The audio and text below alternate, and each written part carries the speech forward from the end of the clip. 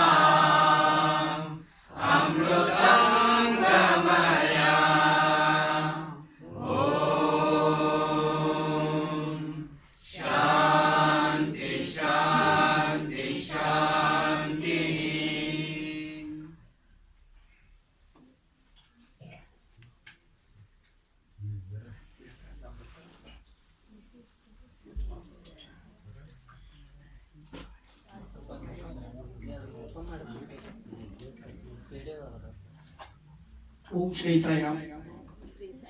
ತಮ್ಮೆಲ್ಲರ ಪರವಾಗಿ ಸ್ವಾಮಿಗೆ 95ನೇ ಹುಟ್ಟುಹಬ್ಬದ ಹಾರ್ದಿಕ ಶುಭಾಶಯಗಳನ್ನ ಹೇಳ್ತಾ ತಮ್ಮೆಲ್ಲರಿಗೂ ಸಾಯಿರಾಮ್. ಈ ಭೂಮಿ ಮೇಲೆ ಭಗವಂತ ನಾನಾ ರೀತಿಯಲ್ಲಿ ಅವತಾರ ತಾಳಿದ್ದಾರೆ. ಭಾರತದಲ್ಲಿ ಅದು ಬಹಳ ಪುಣ್ಯ ಭೂಮಿ ಅಂತ ಹೇಳಿ ಕರೀತಾರೆ. ಈ ದೇಶವನ್ನು, ಈ ದೇಶದ ನೆಲವನ್ನ ಬಹಳ ಪುಣ್ಯ ಭೂಮಿ, ಅದಕ್ಕೆ ಭರತ ಭೂಮಿ ಅಂತ ಹೇಳಿ ಕರೀತಾರೆ. ಯಾಕೆ ಕರೀತಾರೆ ಅಂದ್ರೆ ಈ ನೆಲದೊಳಗ ಭಗವಂತ ಅವತಾರ ತಾಳಿದ್ದಾರೆ. ಬೇರೆ ಎಲ್ಲೂ ಇಲ್ಲ. ಬೇರೆ ಯಾವ ದೇಶಕ್ಕೆ ಹೋದ್ರು ದೇವರು ದೇವರು ಇದು ಯಾವುದು ನಂಬಂಗಿಲ್ಲ. ಅವರೆಲ್ಲ ವಿಜ್ಞಾನ ಜಗತ್ನಾಗ ಇದಾರ. ಆದ್ರೆ ಭಾರತದೊಳಗೆ ಮಾತ್ರ ಈ ದೇವರು ದೇವಸ್ಥಾನ ಪೂಜೆ ಪುನಸ್ಕಾರ ಎಲ್ಲ ಮಾಡ್ತೀವಿ. ಕಾರಣ ಏನಂದ್ರೆ ನಾವೆಲ್ಲ ಸನಾತನ ಧರ್ಮವನ್ನ ಅನುಸರಣೆ ಮಾಡ್ಕೊಂಡು ಬಂದಿದ್ದೀವಿ. ನಮ್ಮ ಪೂಜ್ಯರು ಹಿರಿಯರು ಎಲ್ಲರೂ ಅದನ್ನ ಆಚರಣೆ ಮಾಡ್ಕೋತ ಬಂದಾರ. ನಾವು ಕೂಡ ಅದನ್ನ ಆಚರಣೆ ಮಾಡ್ತಾ ಮಾಡ್ತಾ ಬಂದಿದ್ದೀವಿ. ಈ ಮಣ್ಣಿನಲ್ಲಿ ಎಂತ ಗುಣ ಅದ ಅಂತ ಹೇಳಿದ್ರೆ ಔಷಧಿ ಗುಣ ಅದ. ನೀವೆಲ್ಲ ನೋಡ್ತಿರ್ಬೋದು, ಇವತ್ತು ಇಡೀ ಜಗತ್ತು ಕೊರೋನಾದಿಂದ ನಲಿಗಿ ಸಾಯ್ತಾ ಇದೆ. ಆದ್ರೆ ಭಾರತದೊಳಗ ಇದ್ರ ಪ್ರಭಾವ ಬಹಳ ಕಡಿಮೆ ಇದೆ. ಯಾಕೆ ಕಡಿಮೆ ಆಗಿದೆ ಅಂತ ಹೇಳಿದ್ರೆ ಈ ತರ ಮಹಾಪುರುಷರು ಭಗವಂತರು ಈ ಭೂಮಿ ಮೇಲೆ ಪದೇ ಪದೇ ಪದೇ ಹುಟ್ಟತಾ ಇರೋದ್ರಿಂದ ಈ ಮಣ್ಣಿನಲ್ಲಿ ಔಷಧಿ ಗುಣ ಬೆಳೆದ್ ಬಿಟ್ಟದ.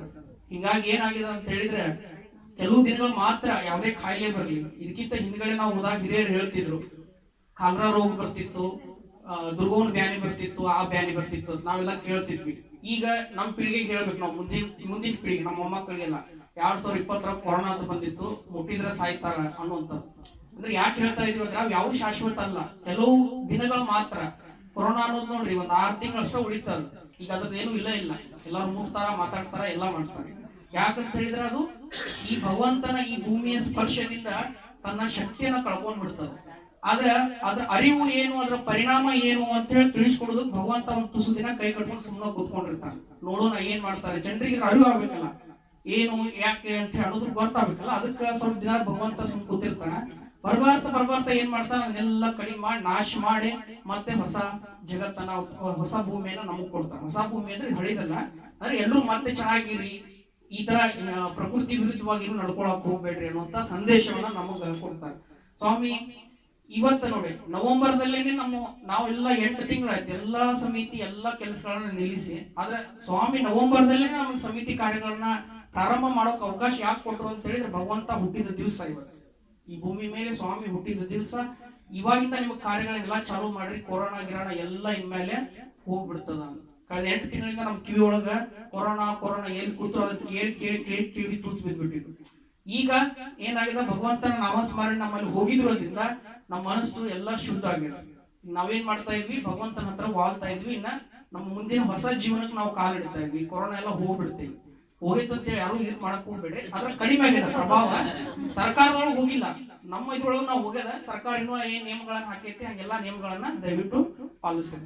ಸ್ವಾಮಿ ಇವತ್ತ ಹುಟ್ಟಿದ ಹಬ್ಬವನ್ನ ಆಚರಣೆಯನ್ನ ಕಾರ್ಯಕ್ರಮ ನಾವು ಬೆಳಗ್ಗೆಯಿಂದ ನಮ್ಮ ಸಮಿತಿ ವತಿಯಿಂದ ಆಚರಣೆ ಮಾಡ್ತಾ ಬಂದಿದ್ದೇವೆ. ಬೆಳಗ್ಗೆ ರಾಷ್ಟ್ರೀಯ ನಾರಾಯಣ ಸೇವೆ ಕಾರ್ಯಕ್ರಮ ನಡೀತು. ಅದಾದ್ಮೇಲೆ ನಮ್ಮ ಗೌಡನ ಪಾಟೀಲ್ ಅವರ ಸ್ಕೂಲ್ ಒಳಗೆ ಮಕ್ಕಳೊಂದಿಗೆ ಹುಟ್ಟುಹಬ್ಬ ಕಾರ್ಯಕ್ರಮ ಆಯ್ತು.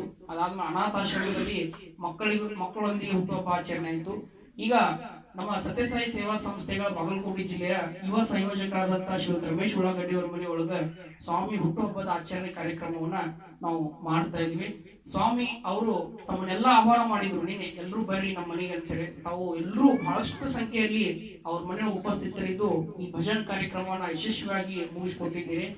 ಅವರು ಮಾತಾಡಂಗಿಲ್ಲ, ಅವ್ರಿಗೊಬ್ಬರು ಅಸಿಸ್ಟೆಂಟ್ ಬೇಕು, ಅವ್ರು ಯಾವತ್ತೂ ಮಾತಾಡಂಗಿಲ್ಲ. ಅವ್ರ ಪರವಾಗಿ ನೀವು ಅವ್ರ ಮನೆಗೆ ಬಂದಿದ್ದಕ್ಕೆ ಅವ್ರ ಪರವಾಗಿ ತಮ್ಮೆಲ್ಲರಿಗೂ ಅಭಿನಂದನೆಗಳನ್ನ ಧನ್ಯವಾದಗಳನ್ನ ತಿಳಿಸ್ತೀವಿ. ಈಗ ಈ ಕಾರ್ಯಕ್ರಮವನ್ನ ಉದ್ದೇಶಿಸಿ ನಮ್ಮ ಸತ್ಯಸಾಯಿ ಸೇವಾ ಸಂಸ್ಥೆಗಳ ಜಿಲ್ಲಾಧ್ಯಕ್ಷರಾದಂತಹ ಶ್ರೀ ಶೇಖರಣ್ಣ ಅವರು ಒಂದೆರಡು ಮಾತುಗಳನ್ನ ಹೇಳ್ಬೇಕಂತ ಹೇಳಿ ಅವರಲ್ಲಿ ಕೇಳ್ಕೊತಾರೆ.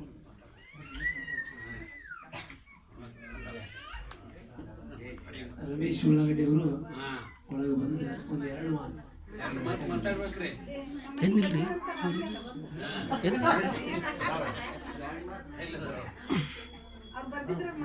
ನಮಸ್ಕಾರ.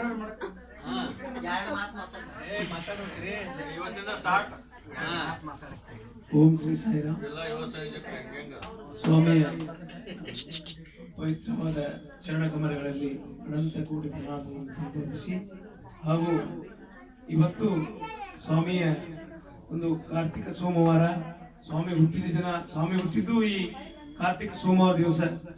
ಅಂತ ಒಂದು ಪವಿತ್ರವಾದ ದಿನದಿಂದ ನಾವು ಈ ರಮೇಶ್ ಉಳ್ಳಾಗಡ್ಡಿ ಅವರ ಮನೆಯಲ್ಲಿ ಈ ಸ್ವಾಮಿಯ ಒಂದು 95ನೇ ಹುಟ್ಟುಹಬ್ಬವನ್ನ ಆಚರಣೆ ಮಾಡೋದು ಬಹಳ ವಿಶೇಷ. ಯಾಕಂದ್ರೆ ಇವತ್ತು ಎಲ್ಲ ಕಡೆ ಸ್ವಾಮಿ ಹುಟ್ಟುಹಬ್ಬನ ಆಚರಣೆ ಮಾಡ್ತೀವಿ, ಆದ್ರೆ ಇವತ್ತು ಒಂದು ಈ ನಿಂಗಾಪುರ ಗ್ರಾಮದಲ್ಲಿ ನಾವು ಮೊಟ್ಟ ಮೊದಲನೇ ಬಾರಿಗೆ ಒಂದು ಈ ಸ್ವಾಮಿಯ ಒಂದು ಹುಟ್ಟುಹಬ್ಬವನ್ನು ಆಚರಣೆ ಮಾಡೋದು ನಮಗೂ ಒಂದು ಖುಷಿ. ಯಾಕಂದ್ರೆ ಸ್ವಾಮಿ ಒಂದು ನಿಂಗಾಪುರ ಗ್ರಾಮಕ್ಕೆ, ಯಾಕಂದ್ರೆ ಮುಂಚೆ ಇಲ್ಲಿಂದ ಜನ ನಮ್ಮಲ್ಲಿ ಬೆಂಗಳೂರು ಸರ್ವಿಸಿಗೆ ಬಂದಿದ್ರು, ಆದ್ರೆ ಅವ್ರು ಬಂದಿದ್ರು. ಸ್ವಾಮಿ ಇಲ್ಲಿ ಅವ್ರು ಎದಕ್ಕೆ ಕರೆದಿದ್ರಪ್ಪ ಅಂತಂದ್ರೆ, ನಾ ಬರ್ತೀನಿ ನೀವು ಮೊದಲು ಬರ್ರಿ ಅಂತ ಹೇಳ್ತೀನಿ. ಅದಕ್ಕೆ ಇವತ್ತು ಸ್ವಾಮಿ ಈ ಒಂದು ರಮೇಶ್ ಉಳ್ಳಾಗಡ್ಡಿ ಅವ್ರ ಮುಖಾಂತರ ಈ ಒಂದು ಅವ್ರ ಮನೆಯ ಪ್ರವೇಶ ಮುಖಾಂತರ ಈ ಒಂದು ಸ್ವಾಮಿಯ ಜನ್ಮ ದಿನೋತ್ಸವನ ಇಲ್ಲಿ ನಾವು ಆಚರಣೆ ಮಾಡ್ತಾ ಇದ್ದೀವಿ. ಅದಕ್ಕೆ ನಮ್ಮ ಪ್ರದೀಪ್ ಅವರು ಹೇಳಿದರು ಏನಂದ್ರೆ, ನಮ್ದು ಪುಣ್ಯ ಭೂಮಿ, ಕರ್ಮ ಭೂಮಿ ಅಂತ. ಅದೇ ತರ ನಾವು 1993ರಲ್ಲಿ ಬೆಂಗಳೂರಿನ ಬೃಂದಾವನದಲ್ಲಿ ಇದ್ದೀವಿ. ಆವಾಗ ನಮಗೆ ಮೇನ್ ಗೇಟ್ ಸರ್ವಿಸ್ ಇತ್ತು, ಸಾಯಂಕಾಲ 6ರಿಂದ ರಾತ್ರಿ 12 ಗಂಟೆವರೆಗೆ. ಅವಾಗ ಒಬ್ಬ ಅಮೆರಿಕ ದಂಪತಿಗಳು, ಅವರಿಬ್ರು, ಆ ದಂಪತಿಗೆ ಆ ಹೆಣ್ಣು ಮಗಳಿಗೆ ಏನಾಗಿತ್ತಪ್ಪ ಅಂತಂದ್ರ ಕಾಲು ಇದ್ದಿದ್ದಿಲ್ಲ. ಆ ಕಾಲಿಲ್ಲದ ಕಾರಣ ಅವರು ಅವತ್ತು ತಮ್ಮ ಈ ಪುಟ್ಟಭರ್ತಿಯಿಂದ ಬೆಂಗಳೂರಿಗೆ ಬಂದ್ರು. 6 ಗಂಟೆಗೆ ಆ ರಮೇಶ್ ಹಾಲಿನಲ್ಲಿ ಭಕ್ತರಿಗೆ ಪ್ರವೇಶ ನಿಷೇಧ ಇತ್ತು. ನಾನು ನನ್ನ ಜೊತೆ ಒಬ್ರು ಪ್ರೊಫೆಸರ್ ಇದ್ರು, ಅವರು ನಾವು ನಮ್ಮ ಜೊತೆ ಒಂದು ಸ್ವಾಮಿಯ ಒಂದು ಕುಶಲೋಪರಿ ಮಾತಾಡ್ತಾ ಕುಳಿತಿದ್ದೀವಿ. ಅವಾಗ ಅವ್ರು ಬಂದ್ರು. ಬಂದು ಏನ್ ಮಾಡಪ್ಪ ಅಂದ್ರೆ ನಾವು ಒಳಗೆ ಬಿಡ ಅಂತ ಕೇಳಿದ್ರು ಅವ್ರು ಇಂಗ್ಲಿಷ್ನಾಗ. ಆಗ ನಾವೇನಂದ್ವಿ, ಇಲ್ಲ ಗೇಟ್ ಕ್ಲೋಸ್ ಆಗಿದೆ, ನಾಳೆ ಬೆಳಗ್ಗೆ ಬಂದಿದ್ವಿ.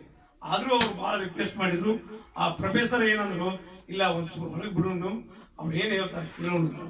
ಅವರು ಇಲ್ಲ, ನಾವು ನಮ್ಮ ದೇಶಕ್ಕೆ ಹೋಗ್ಬೇಕಾಗೈತಿ ಅಮೆರಿಕಕ್ಕೆ, ನೀವು ಒಂದು ದೊಡ್ಡ ಪುಣ್ಯವಾನ್ರಂದ್ರು. ಯಾಕಂದ್ರೆ ಸ್ವಾಮಿ ಭಗವಂತನ ಜೊತೆ ನೀವು ಹುಟ್ಟಿರಿ, ಭಗವಂತ ಜೊತೆನೆ ಅದೀರಿ, ಇಲ್ಲೇ ಭಗವಂತ ಹುಟ್ಟ್ಯಾನ. ನಾವು ಎಷ್ಟೋದು ಈಗ ವಿದೇಶ ಒಳಗೆ ಯಾವ ಭಗವಂತರು ಅವತಾರ ತಗೊಂಬಂದಿಲ್ಲ, ಅದು ಎಲ್ಲ ಭಾರತದಾಗ ಅವತಾರ ತಗೊಂಬಂದ. ಎಲ್ಲಾ ಮಹಾತ್ಮರು ಎಲ್ಲ ಹುಟ್ಟಿದ್ದು ಭಾರತದಾಗ. ಅದಕ್ಕೆ ನಾವ್ ಏನಂದ್ರೆ, ಸ್ವಾಮಿಗೆ ಸೌಂಡ್ ಇಲ್ಲದ ವಿಮಾನದಾಗ ನಿಮ್ಗೆ ಹೋಯ್ತು, ನಮ್ಮ ಭೂಮಿ ಮ್ಯಾಗ ಬರೀ ನೀವು ಪಾದ ಹಾಕಪ್ಪ ಅಂದ್ರೆ ಸ್ವಾಮಿ ಹೋಗಿಲ್ಲ. ಆಫ್ರಿಕಾ ಬಿಟ್ರೆ ಸ್ವಾಮಿ ಎಲ್ಲಿಯೂ ಹೋಗಿಲ್ಲ ಇನ್ನೂವರೆಗೆ. ಅದಕ್ಕೆ ಅಂತ ಒಂದು ಭೂಮಿ ಒಳಗ ನೀವು ಜನಿಸಿರ್ಲಿಲ್ಲ, ಅದು ನಿಮ್ಮ ಸ್ವಾಮಿ ಜೊತೆ ಒಡನಾಡ್ರಿ. ಯಾಕಂದ್ರೆ ಇವತ್ತು ಸೇವಾ ಮಾಡಕ್ ನಿಮ್ಗೆ ಅವಕಾಶ ಕೊಟ್ಟಾನ ಸ್ವಾಮಿ, ನಮಗಿಲ್ಲ. ನಾವು ಇಷ್ಟಿಷ್ಟು ದಿವಸ ವೀಸಾ ತಗೋಬೇಕು, ಇಲ್ಲಿಗೆ ಬರಬೇಕು, ಮತ್ತೆ ನಮ್ಮ ತಾಯ್ನಾಡಿಗೆ ನಾವು ಹೋಗ್ಬೇಕು. ಅದಕ್ಕೆ ನಿಮ್ಮಂತ ಸ್ವಾಮಿ ಏನೈತಂದ್ರ ಅವತ್ತು ಪ್ರಶಾಂತಿ ನಿಲಯ ಒಳಗ ಅವಳು ಹೆಂಡತಿಗೆ ಎಲ್ಲಿ ತೋರಿಸಿದ್ರು ಕಾಲ ಬಂದಿದ್ದಿಲ್ಲ. ಅವಾಗ ಸ್ವಾಮಿ ಏನ್ ಮಾಡಿದ್ರು ಅಂದ್ರ ಅವಳು ಮೊಳಕಾಲಿಗೆ ವೀಲ್ ಚೇರ್ನಾಗ ಇದ್ರು. ಅವಳು ಮೊಳಕಾಲಿಗೆ ಹಿಂಗೆ ಹೊಡೆದ್ರ ರನ್ ಅಂದ್ಬಿಟ್ರೆ ಅವನ ಹೆಂಡತಿ ಅಡ್ಡಾಡಕತ್ತಿಲ್ಲ. ಅವೊಂದು ಅರ್ಧ ತಾಸು ನಮ್ಗೆ ಕಣ್ಣ ನೀರು ತಂದು ಹೇಳಿದ್ರ. ಯಾಕಂದ್ರೆ ಇಂಥ ಭಗವಂತ ನಮ್ಗೆ ಎಲ್ಲಿ ಸಿಕ್ಕಿಲ್ಲ. ನಾವು ವಿದೇಶ ಒಳಗ ವಿಜ್ಞಾನ ಮುಂದದೀವಿ, ಆದ್ರೆ ಈ ಆಧ್ಯಾತ್ಮಿಕದಿಂದ ಭಗವಂತರಿಂದ ಈ ಭಾರತ ಭೂಮಿ ಏನೈತಿ ಭಾಳ ಹೆಚ್ಚಿಂದೈತಿ. ಅದಕ್ಕೆ ನೀವು ಇಲ್ಲಿ ಏನು ಸೇವೆ ಮಾಡಕತ್ತಿಲ್ಲ, ಆ ಭಗವಂತನಿಗಿಂತ ನೀವು ಶ್ರೇಷ್ಠ ಅಂತೇಳಿ ಪಾಪ ನಮಗೆ ಕಾಲಿಗೆ ನಮಸ್ಕಾರ ಮಾಡಕ್ ಬಂದ. ಅವಾಗ ನಮಗೆ ಏನೈತಿ ಕಣ್ಣ ನೀರು ಅಂತ ಇದ್ರೊಳಗೆ ಸ್ವಾಮಿ ಜೊತೆಯೊಳಗೆ ನಾವು ನೀವೆಲ್ಲ ಅದೀವಲ್ಲ, ನಾವೊಂದು ಪುಣ್ಯವಂತರು. ಇಂಥ ಜನ್ಮದೊಳಗೆ ಸ್ವಾಮಿ ಜೊತೆ ನಾವು ಅದೀವಲ್ಲ, ಅದಕ್ಕೆ ಸ್ವಾಮಿ ಇನ್ನಷ್ಟು ನಮಗೆ ಮುಂದಿನ ಅವತಾರದ ಕಾಣುವಂಗೆ ನಮಗೆ ಇನ್ನೆಲ್ಲರಿಗೂ ಒಂದು ಆಯುರಾರೋಗ್ಯ ಐಶ್ವರ್ಯ ಕೊಡ್ಲಿ ಅಂತ ಹೇಳಿ ಸ್ವಾಮಿಯಲ್ಲಿ ಪ್ರಾರ್ಥಿಸಿ, ಈ ಒಂದು ಸತ್ಸಂಗದಲ್ಲಿ ನಮ್ಮ ನಿಮ್ಮೆಲ್ಲರನ್ನು ಇಲ್ಲಿ ಒಂದು ಆಯೋಜಿಸಕ್ಕೆ ಅನುವು ಮಾಡಿಕೊಟ್ಟಂತ ರಮೇಶ್ ಉಳ್ಳಾಗಡ್ಡೆ ಅವರಿಗೂ ಹಾಗೂ ಎಲ್ಲ ಲಿಂಗಾಪುರ ಸಮಸ್ತ ಗ್ರಾಮಸ್ಥರಿಗೂ ತಾಯಂದಿರಿಗೂ ಎಲ್ಲರಿಗೂ ಸಾಯಿರಾಮ ಹೇಳಿ ಒಂದು ಎರಡು ಮಾತುಗಳನ್ನ ಸ್ವಾಮಿ ಪದಕ್ಕೆ ಅರ್ಪಿಸ್ತೀನಿ.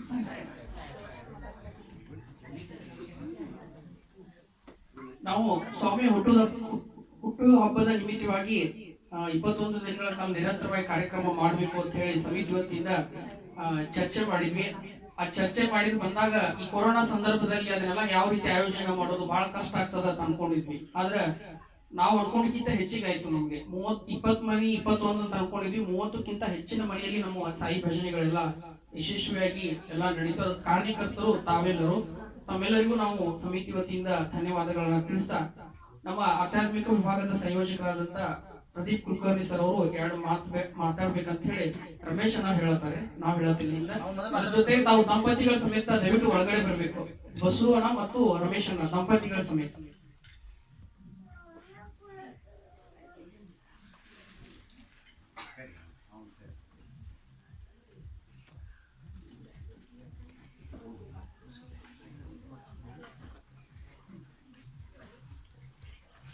ಓಂ ಶ್ರೀ ಸಾಯಿರಾಮ್. ಸ್ವಾಮಿಯ ಪಾದ ಪದ್ಮ ಕಮಲಗಳಲ್ಲಿ ನಮಿಸುತ್ತಾ ಎಲ್ಲ ಸದ್ಭಕ್ತರಿಗೆ ಶರಣಾರ್ಥಿಗಳು.